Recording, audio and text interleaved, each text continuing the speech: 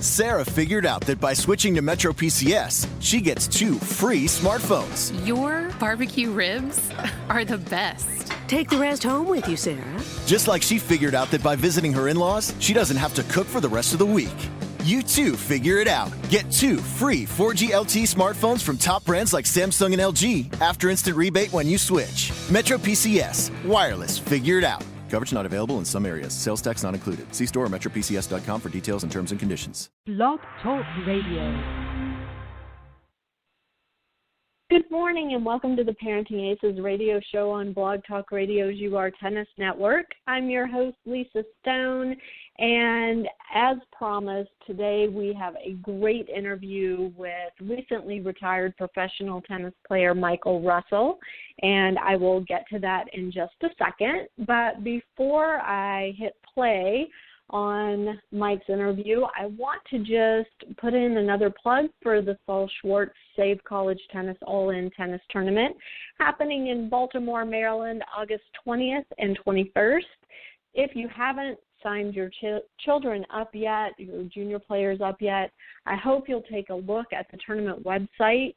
You can find a link to it on the Parenting Aces Facebook page, on our Twitter feed, on our website. This is going to be a great event in honor of my good friend, tennis's good friend, Saul Schwartz, who passed away suddenly this past March at the age of 47. And we're really hoping to do him justice in terms of honoring the work that he committed himself to promote college tennis, to promote the game of tennis in general.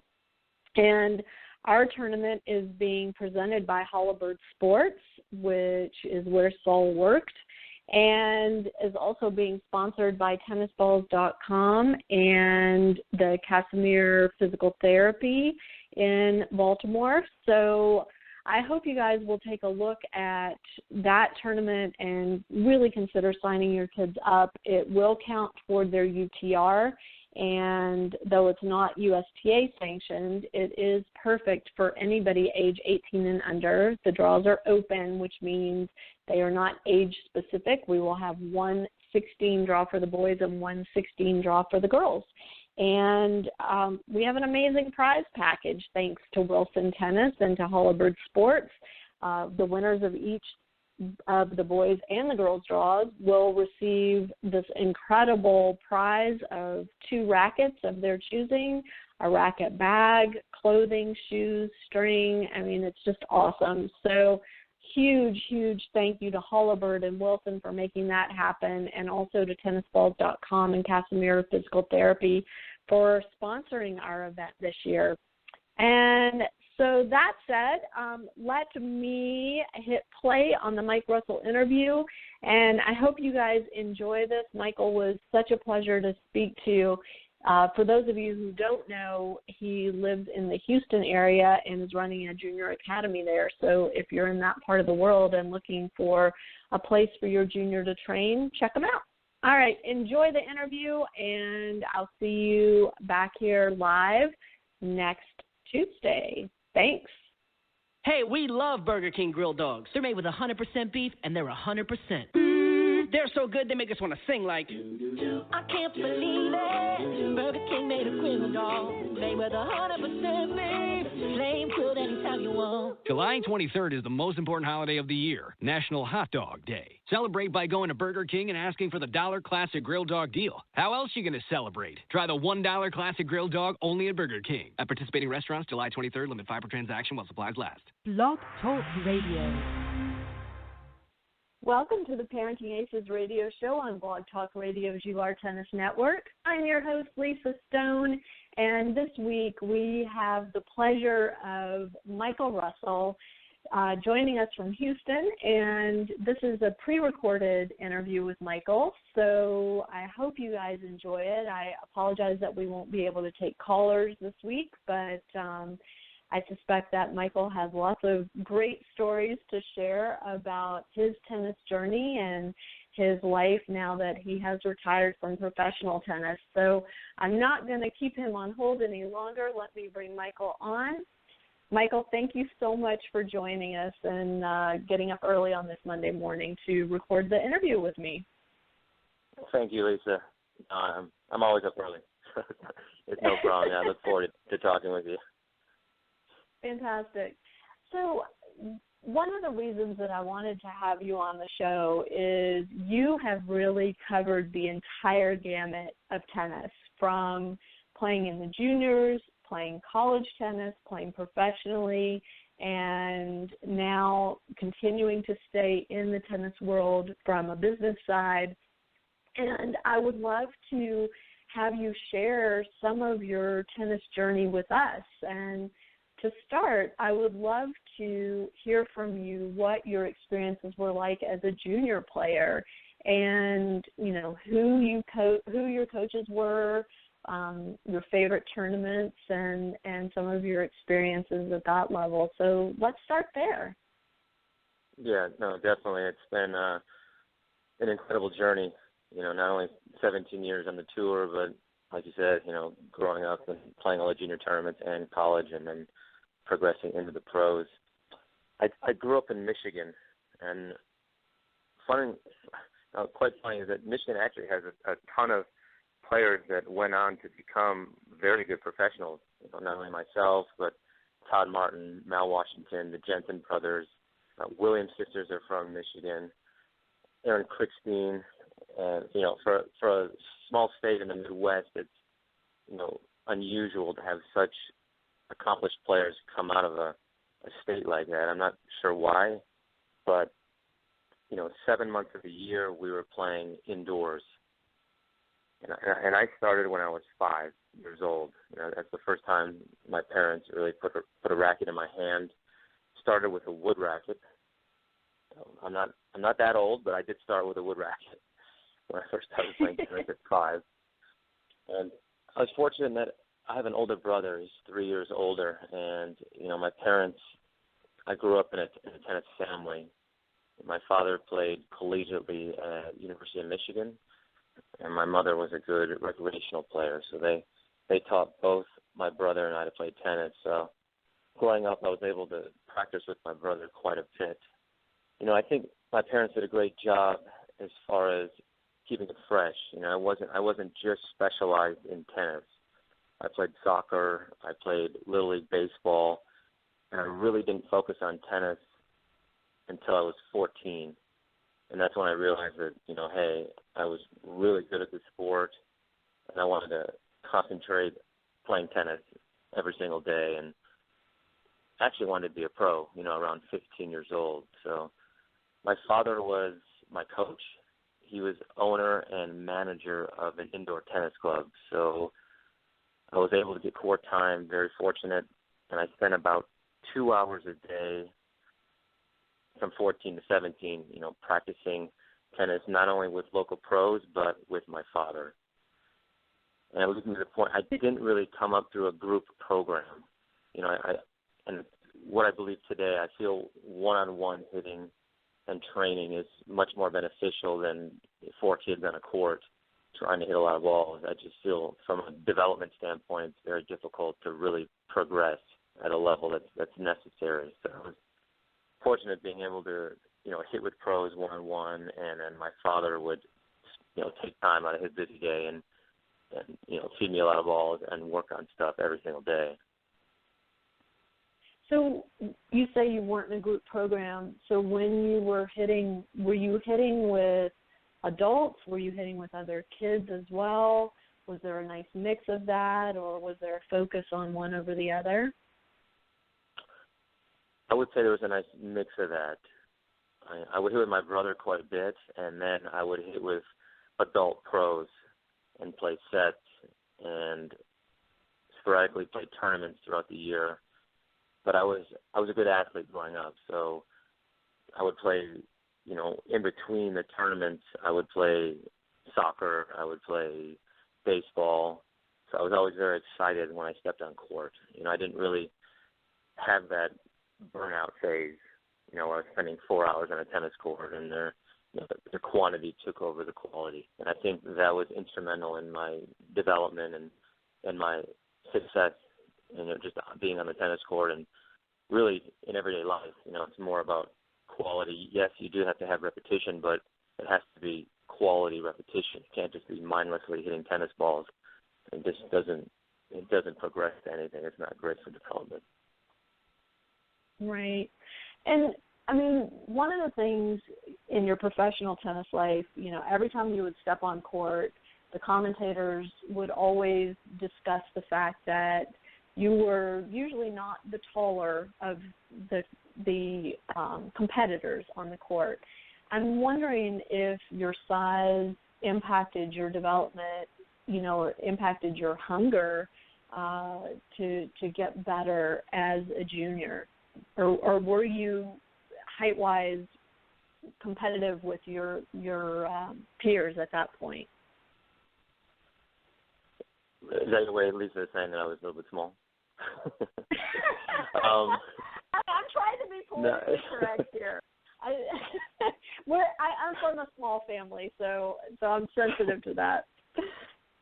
No, so yes, I mean, especially nowadays, tennis on the pro tour, the average height is 6'2" and growing even taller. You see quite a bit of guys 6'5", and even the women as well.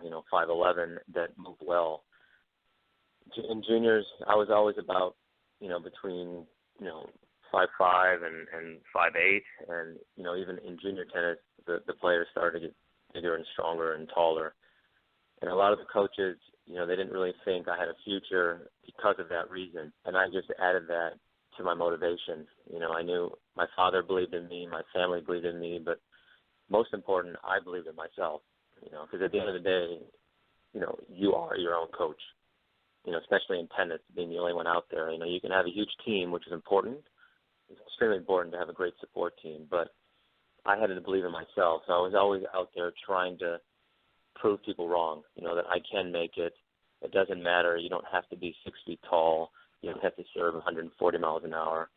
And I had that mindset all through juniors. And I know I haven't talked about it yet, about when I really decided to get extremely fit and create that dedicated fitness and preparation routine. But once I established that, then my game really took off, not only in juniors, but collegiately and in the pros. And I think part of the reason was because I was so disciplined and dedicated and motivated to prove to people that I can be successful, at every level. It doesn't matter your size, doesn't matter what people label you. It matters what, you believe in yourself and that you can accomplish anything. Well, that's a great segue to talk about your off-court training, because I actually read an article you wrote for the Universal Tennis website's blog about your fitness and nutrition and your commitment to that, and it started really young. Yeah, it did. I was a good junior player. I was, one of the top players in Michigan. I had a good sectional ranking in Westerns, but my fitness wasn't where it needed to be. I was 14 years old, and I would lose a lot of matches because I would fatigue, especially later on in the tournaments. And my game style was trying to run around, hit forehands. I like to hit my forehand as hard as I could, a little bit like Jim Courier. And I was very fast, kind of like Michael Chang. So, the three guys growing up that I really admired was Jim Courier, Michael Chang, and Andre Agassi. But in order to play like these players that I was idolizing, I needed to get fitter. And I played a match at Kalamazoo, which is, the most amazing junior tournament in the world. It's the pinnacle of junior tennis. And I know anybody listening, all the junior players and the coaches, I'm actually going to Kalamazoo this year. I'm going to be part of the exhibition. It's the highlight of the year. I mean, that's what you really strive to get to. So playing in that tournament, I actually lost to one of my good friends, Mike Bryan, part of the Bryan brothers, the best doubles team in the world. And I lost the match in 3 sets, and I was so disappointed because my fitness failed me in the match. And so, what did you do? I mean, that's that's a horrible feeling. I know.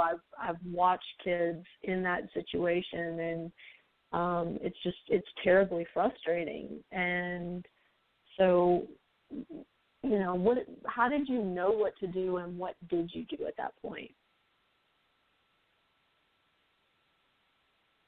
Oh, I think I lost you, Mike.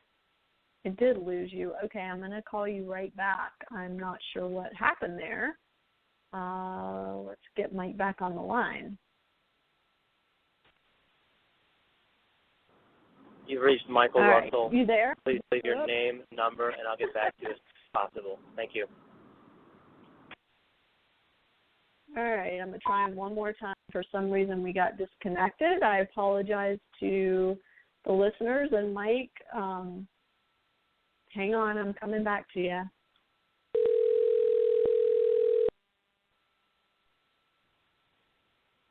I got dropped.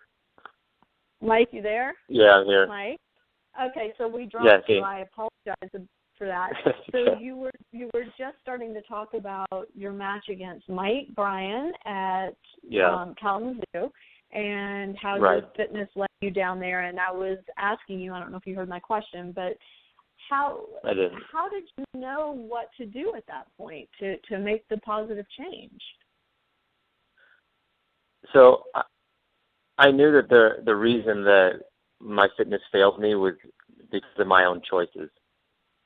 I wasn't putting in the extra time, not only on a nutrition standpoint, but also from a fitness standpoint, whether that was core exercises, doing sprints, endurance, and especially at that time, we're talking back in 1994, athleticism and fitness trainings, especially tennis-specific fitness training, has really progressed over the years. So at that time, I decided I needed to create a program to get to the level of fitness that I wanted to be. I didn't want to lose a match because of my fitness anymore. Because in tennis, there's very few things that you can control.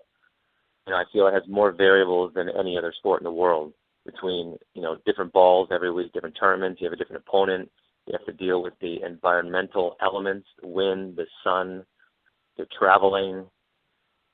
So it's so many variables. So I wanted to try to eliminate the variables that I could control.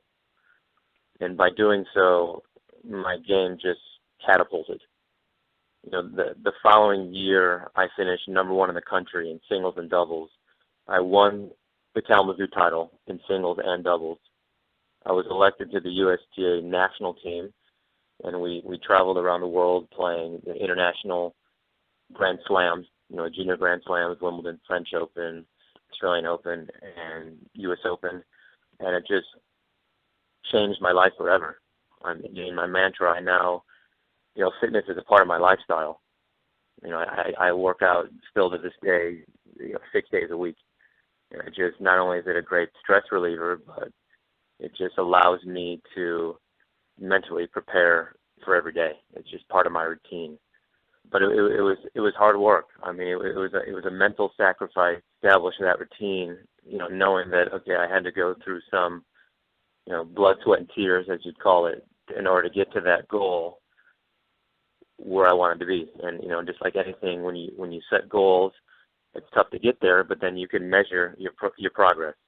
And I could see how I was getting fitter, I was getting stronger. My tournament results were getting better because of it. And I continued to progress and develop my routine and change it throughout the years depending on, how I felt physically, any injuries I had, and as well as the knowledge that I learned along the way from different physical fitness gurus and mentors and my own experiences. And so when you first set out to improve your fitness, like you said, the science wasn't really there back in 94. This is a pretty recent area in the fitness world to have tennis-specific training recommendations and have the science to back it up. So what resources did you use at that point? So we did have the internet in 94. It wasn't obviously as widely used as it is now, but we did have the internet. And then I also used several books a lot of literary books. There was quite a few instructional books, not only on tennis, but fitness and tennis-related books. Some written by people affiliated with USTA. I don't remember exactly the books that I read, just because obviously it's a long time ago. But I would gather the information, and a lot of it was trial and error. So I was basically a self-guinea pig, which it's not always great because you can get injured, you can start getting in bad habits because you want to create that muscle memory that is conducive to good quality repetition, on the tennis court and off the tennis court. But I was willing to sacrifice that in order to find a routine that fit my game style and my personality.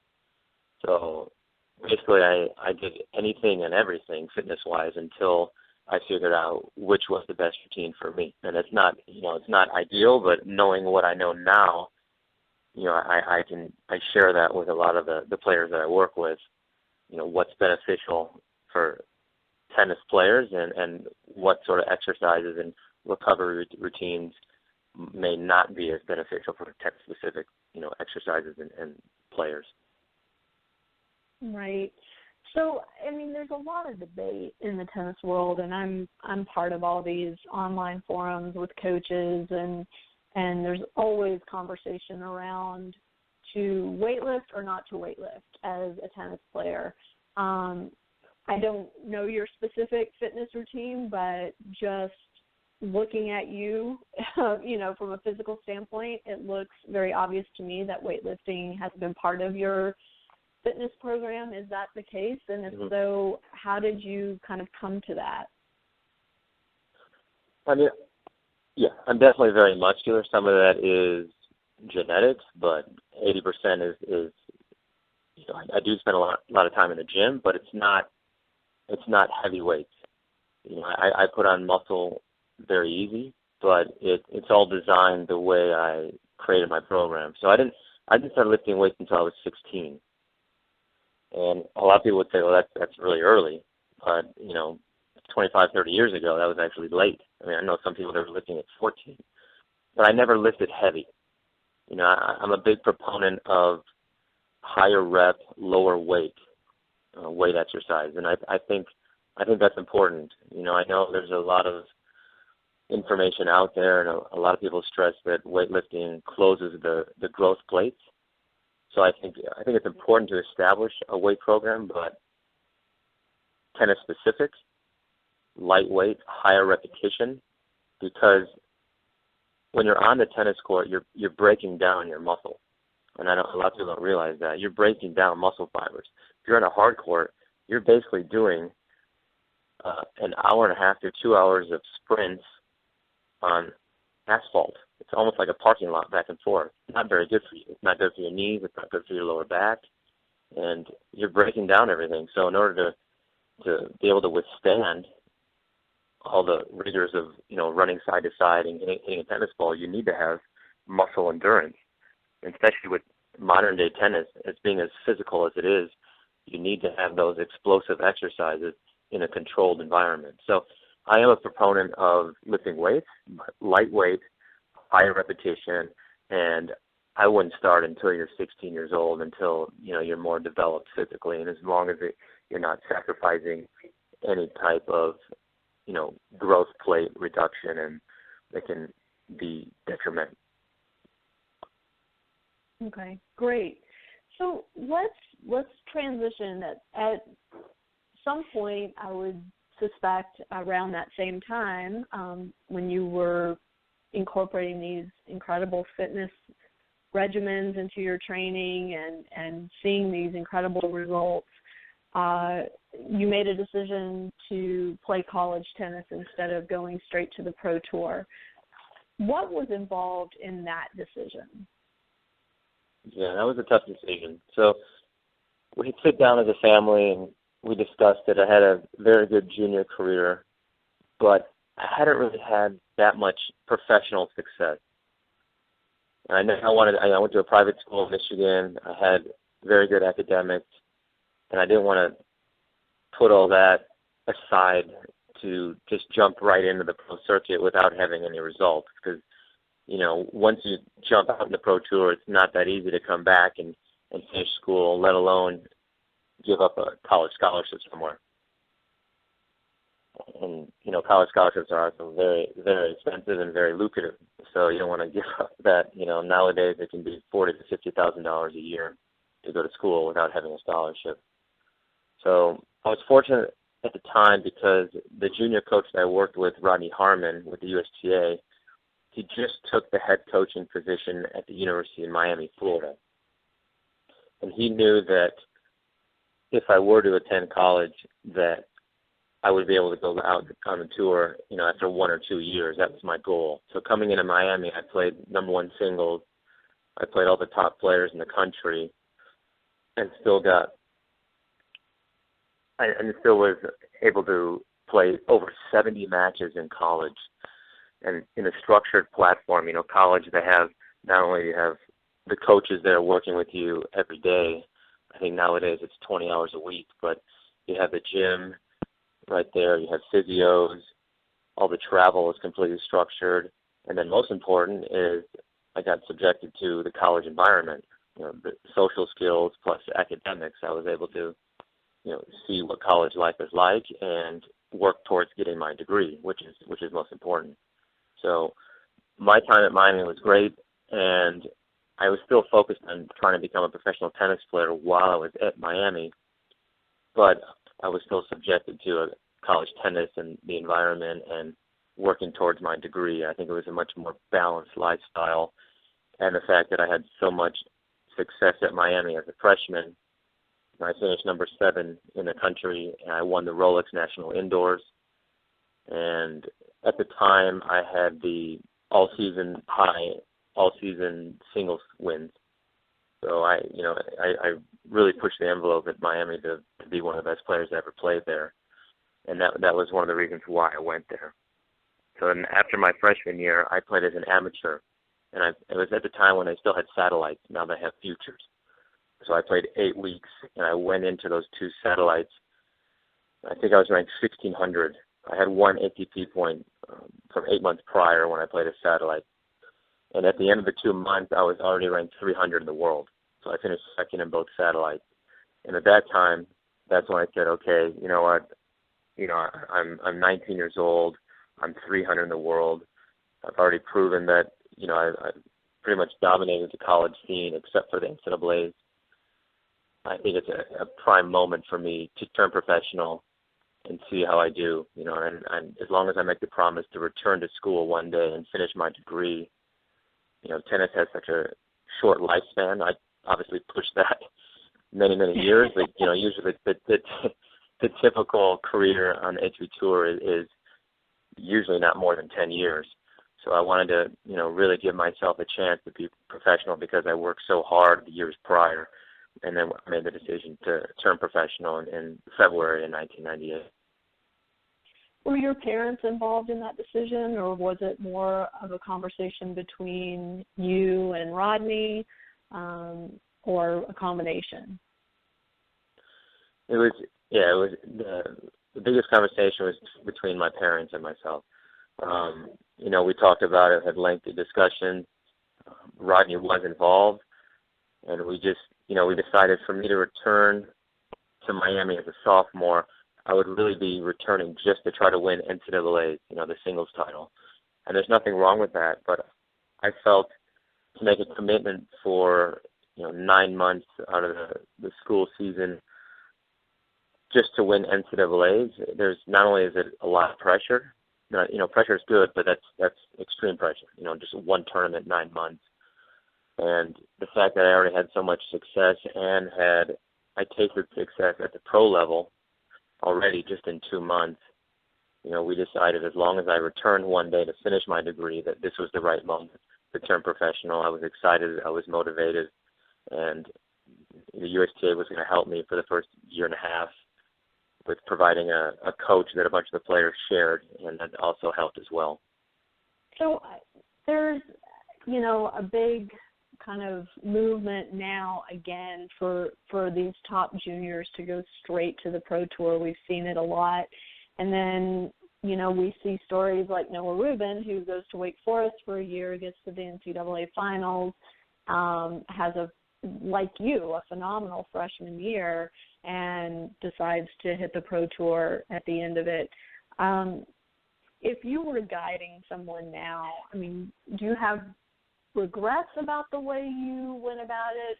Even in terms of, gosh, I wish I hadn't gone to Miami that one year, I wish I'd gone straight to the tour, or do you feel like the way you did it was ideal for you at that time? I definitely think the way I did it was ideal at that time. Physically I wasn't ready to withstand the demands of the Pro Tour. At 18 and 17, you're competing with men. I'm still a teenager. And, most of these players are 25, 26 years old, have been traveling around the world for many years. They have their own physios, their own teams, much more experience than I did.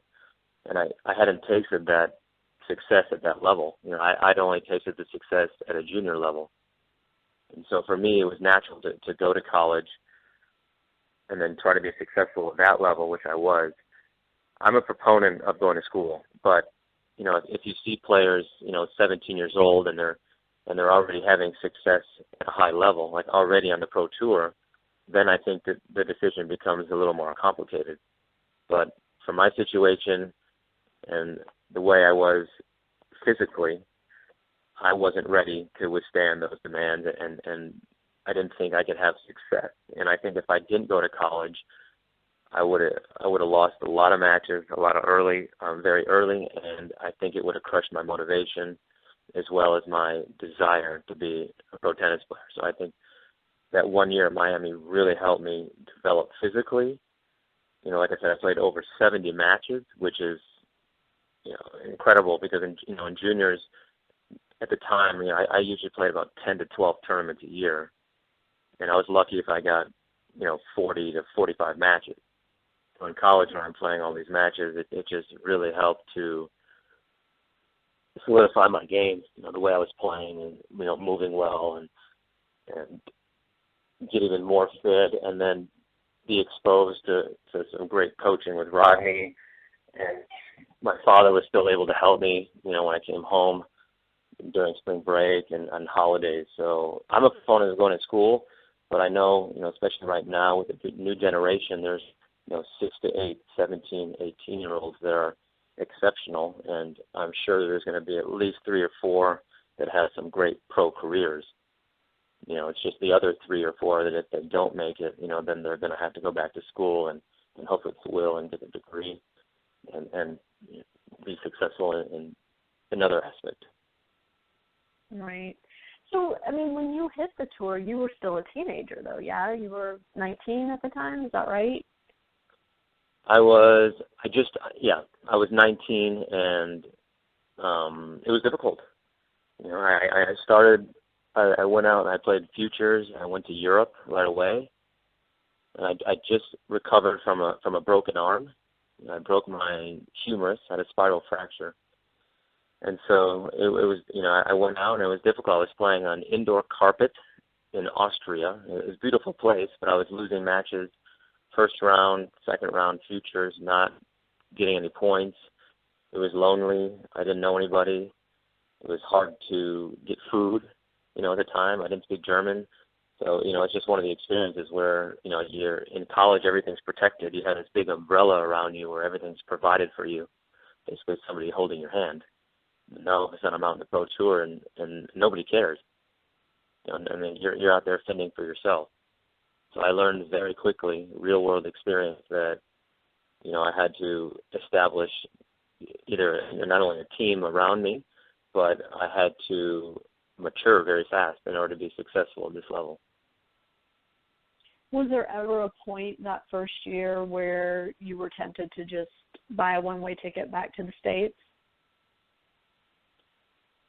There were a few times in my career where, I had a lengthy schedule where I didn't schedule the tournaments correctly, maybe played many tournaments in a row, and then you can definitely have a little bit of disappointment, and you're far away from the United States, you're alone. It can definitely get very, very disappointing and come in. So, fortunately, a few times my brother actually came to the tournaments to help me out. This is early on in my career, and USTA, we did have a traveling team after my first 6 months, and I think that helped as well because I had some other American players that I traveled with, so that we could not only practice with each other, but we pushed each other a little bit. So that is a healthy competition. If I saw one guy playing really well, I wanted to taste that same level of success, and I think that's also very important. How did you reconcile having a social life, because I know you're married, you have a family, reconcile that and reconcile your nutrition and fitness program when you were traveling, and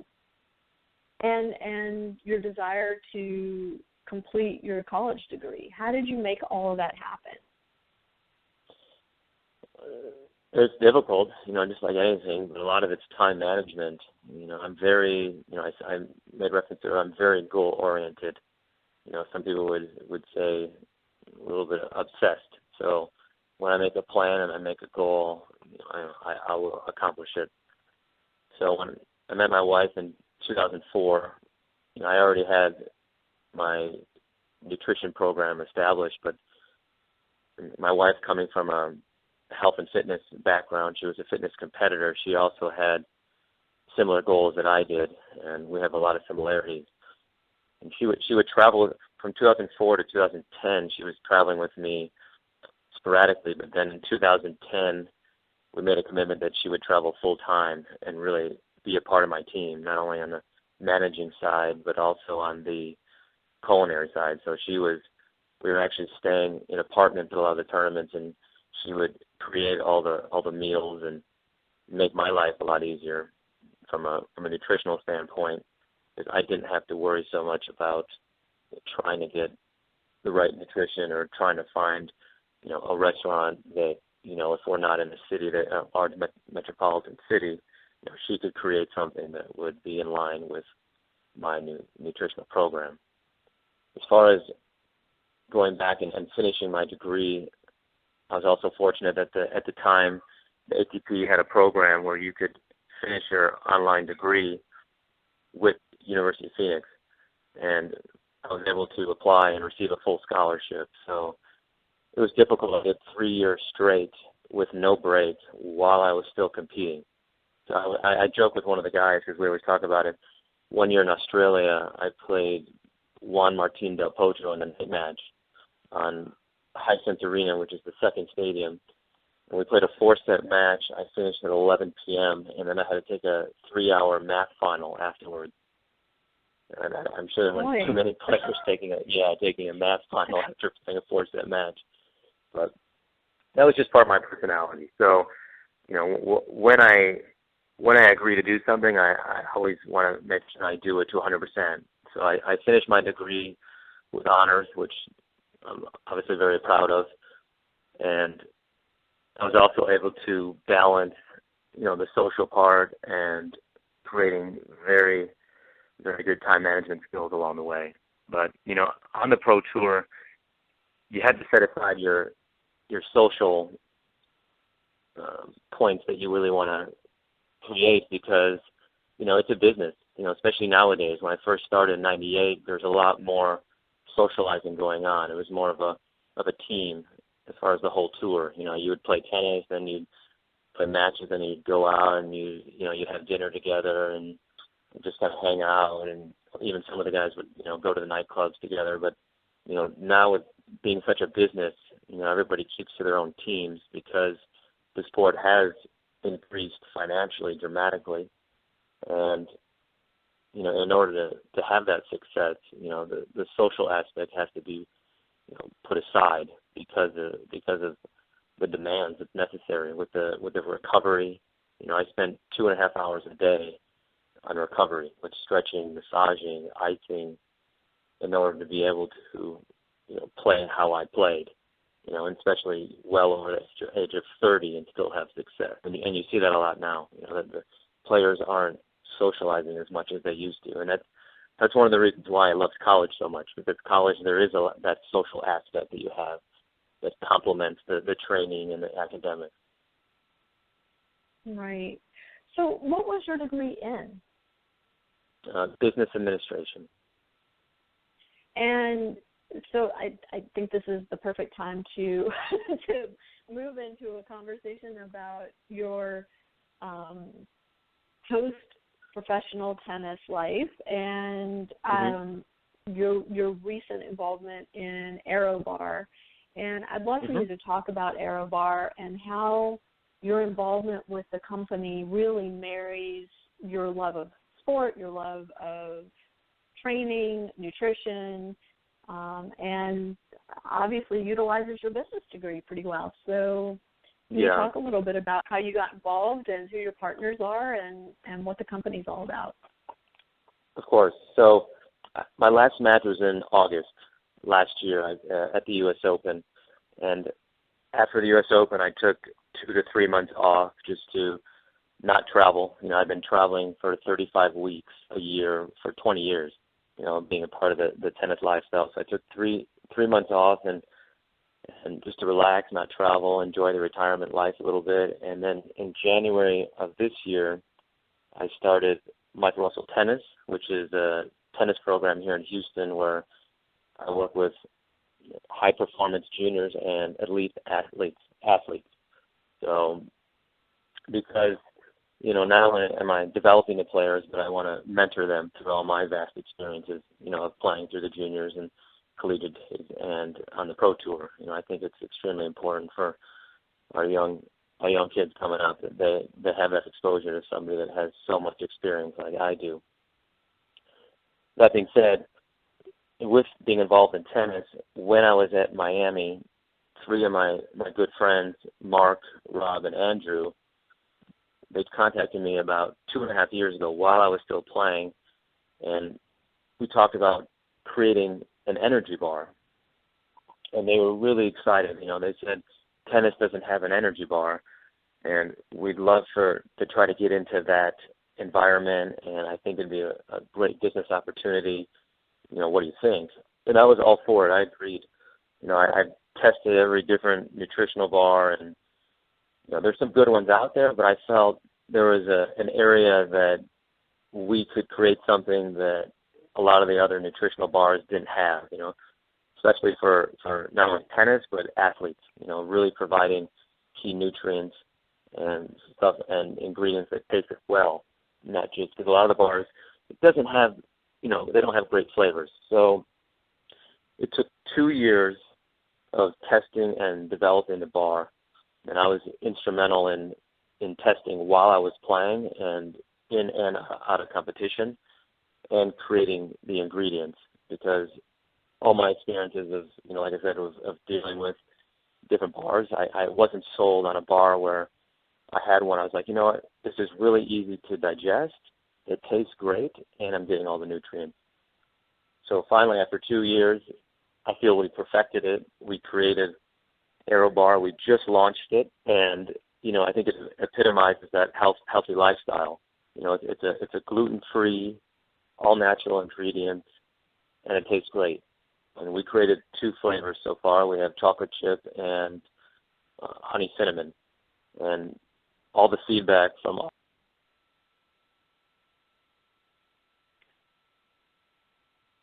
All right, Mike, we just lost you again. I don't know what is going on, but I'm calling you back if you can hear me.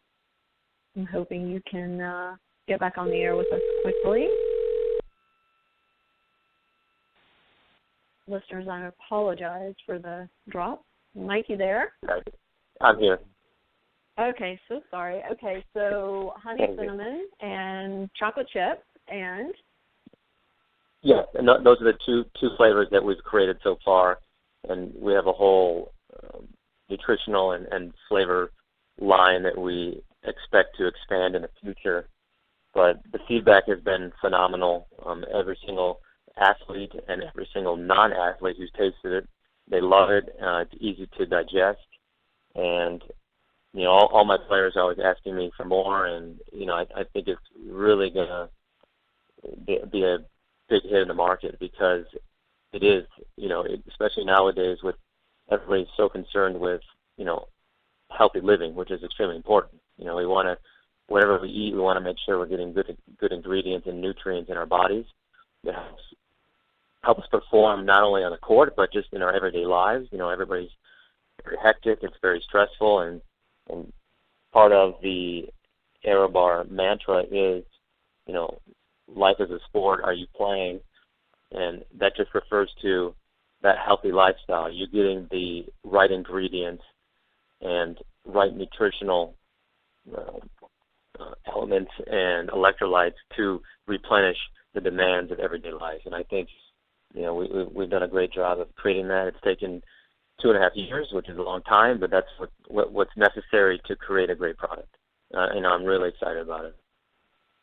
So is ArrowBar a bar that players will eat on court during matches, or is it a recovery bar? How are you anticipating it'll be used by the players themselves?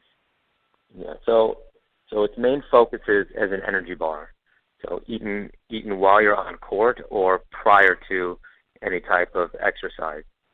It gives you a lot of energy. We haven't created the recovery bar yet.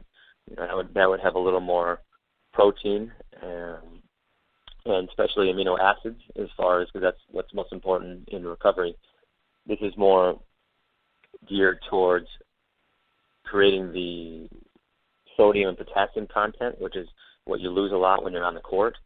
So this replenishes all of those key nutrients and electrolytes, and it really helps you reach that finish line. I sound like a salesperson, but obviously I've been testing this bar for a long time, and we've been, through a lot, and I'm really happy that we finally got to the point where we're at, and I'm proud of it. It tastes phenomenal. You mentioned that it's gluten-free, and the whole gluten-free lifestyle has been very much in the news the last few years, kind of starting with Novak Djokovic, sharing that he went gluten-free, and then, all of a sudden everybody's on that bandwagon. Right. Yours truly included in that. I'm a recent convert as well, not as religious as those of you making your living with your bodies, but I find it so interesting, and I was kind of one of those people who was really skeptical about the whole gluten-free thing, especially for people who didn't have a proven allergy to gluten. Why right. would you eliminate it from your diet if you're not allergic or having trouble digesting it? But like I said, as a recent convert, I have noticed that I feel a whole lot better when I stay away from it. Are you gluten-free, and was that, keeping the bar gluten-free, was that one of the goals from the outset? And what other nutritional factors were important to you as a player to have included in this product? Yeah, so I'm mostly gluten-free. I did tinker with being 100% gluten-free while I was playing on tour, and at the time I felt it was too difficult while I was traveling internationally to try to be 100% gluten-free. It was just, in order to get all those meals prepared 100% gluten-free, it was almost impossible with the logistics. So, but to this day, I'm still mostly gluten-free in the meals that my wife prepares and that we eat. And that was one of the major factors when we created this bar. Having a gluten-free bar, you're not creating any problems that could potentially arise. Because I know gluten, a lot of times, I'm a little bit gluten intolerant or sensitive. I don't have an allergy, but I do notice when I have gluten, I feel a little more bloated. It's a little heavier in the stomach, and especially when you're on the court or any type of exercise. You're demanding. You're running side to side. You don't want to have that heaviness in your stomach. Now all the blood that's in your legs working hard, it's transferring all of a sudden to your stomach to try to break down what's in your gut. And so that was a key element of the ArrowBar, was having it gluten-free. And then we also wanted to focus on sodium and potassium, because as an athlete, when you sweat and you're physically working so hard, whatever exercise and sport you're playing, you lose a lot of electrolytes and nutrients.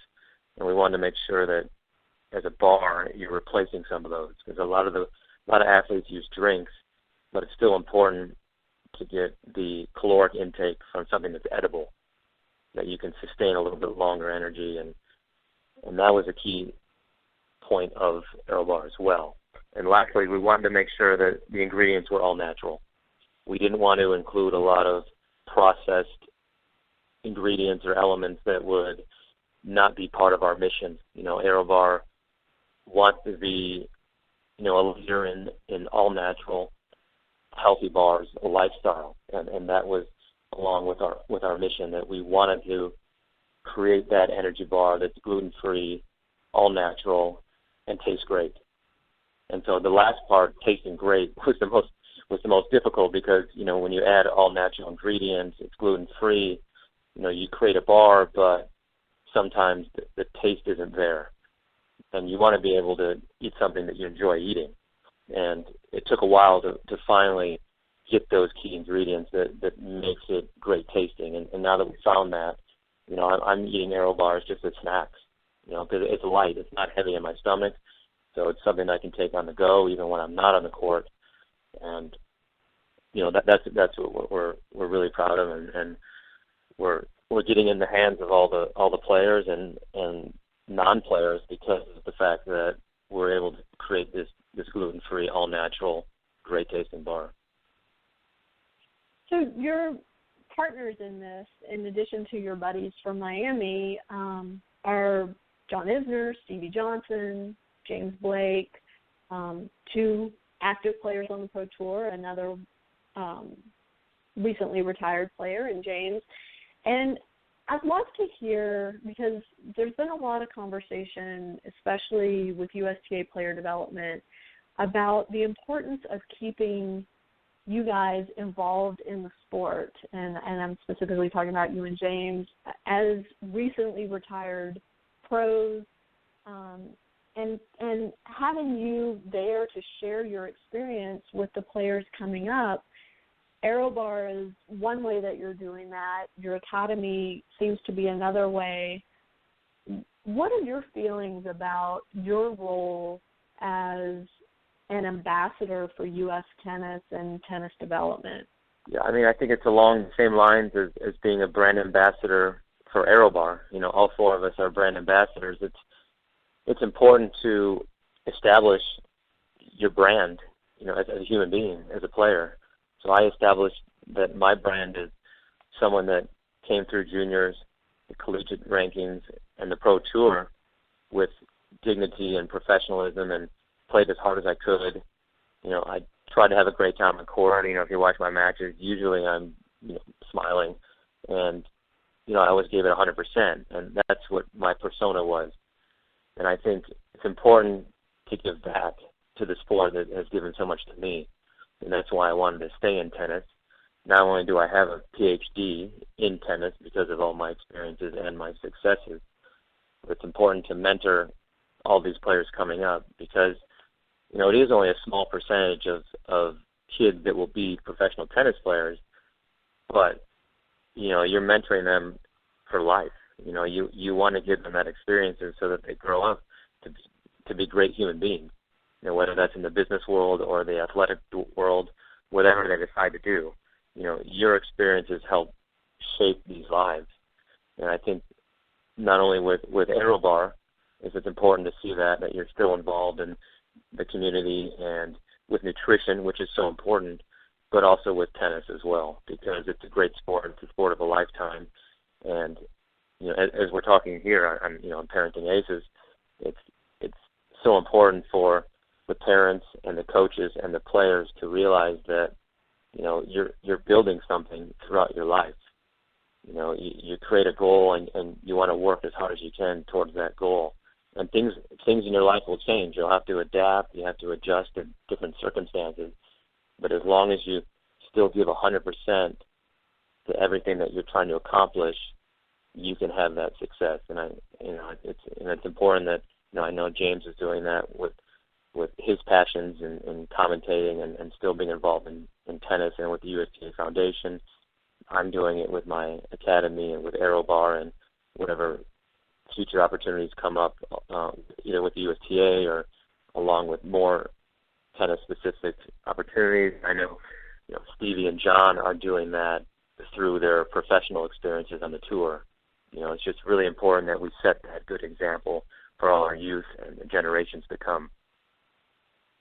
I love that all 4 brand ambassadors for ArrowBar have come through the college tennis ranks. I think that speaks very highly for the value of college tennis, and I'm sure you probably aren't aware of this, but Parenting Aces is taking part in putting on a small junior tournament up in Baltimore next month in honor of the memory of a friend of college tennis, and he kind of created this hashtag Save College Tennis, and so we're trying to continue his good work and continue to promote the college game and keep it alive and kicking and hopefully prevent any more programs from getting cut. That seems to be a common thread that's been going on. And so I see the value in even the fact that you were at Miami for 1 year, but you valued your education enough to make the commitment to get your degree while on tour and to parlay that degree and the knowledge gained through achieving your degree into your post-tennis life. I think it's phenomenal. And I can't even say post-tennis life is wrong because you're still involved in the game. I should say post-tour life maybe is a better way to say that. But, and I love that you keep throwing out the word mentor because that's what our kids need. I mean, we parents are certainly, at the top of the list in terms of influencing our children, especially in their younger years.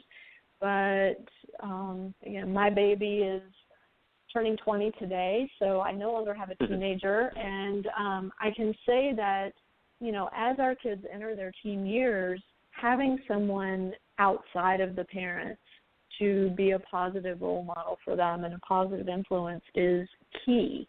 And so thank you for taking on that role of mentor and understanding how valuable it is.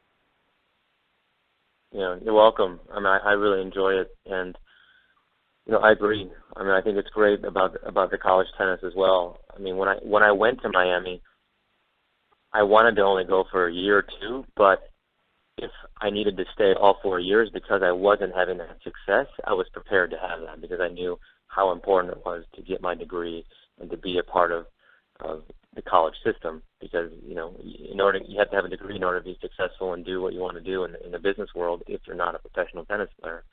And that's what we're talking about is that mentorship. And I understand because growing up, my father was my coach and he would say a lot of things and, I would absorb it and I would take it to heart, but then a lot of times, I had outside voices and outside sources that would tell me about something, and sometimes I would absorb that a little better because it wasn't coming from a parent. I gravitated towards that more, and I think that's just a natural relationship between parent and child. Yes, that's the most important mentor relationship, but it does help to have those outside voices. And I love the sport and I love helping people, and it's my passion. So I'm always happy to do it, and whether it's with tennis or injuries, for all the injuries that I've had, and rehabbing. It's just part of my mantra and my philosophy is giving back, and it gives you a sense of fulfillment when you go out and help someone and they really take it to heart, and you can see them implement that information, whether it's on a tennis court or rehabilitation. It gives you a great feeling knowing that you're helping someone, and that's the whole goal, and that brings me satisfaction.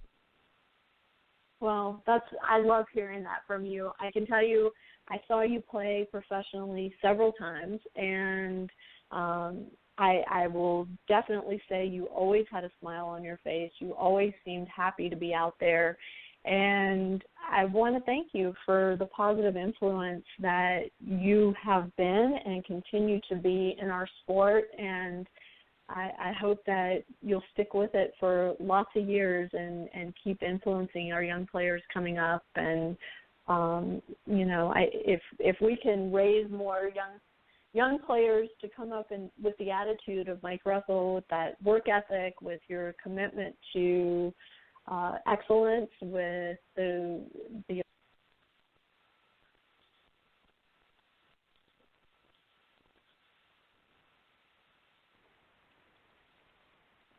When you don't go to Geico.com, car insurance can be confusing. Like Swedish techno confusing. Bark, bark, meow, meow. Dance with me, purple cow. Bark, bark, meow, meow. Ooh, you lovely cow. Geico makes it easy. With 24/7 access, all you have to do is go to Geico.com and you could save money on car insurance. It just makes sense. Unlike, Dance with me, purple cow. I like your move.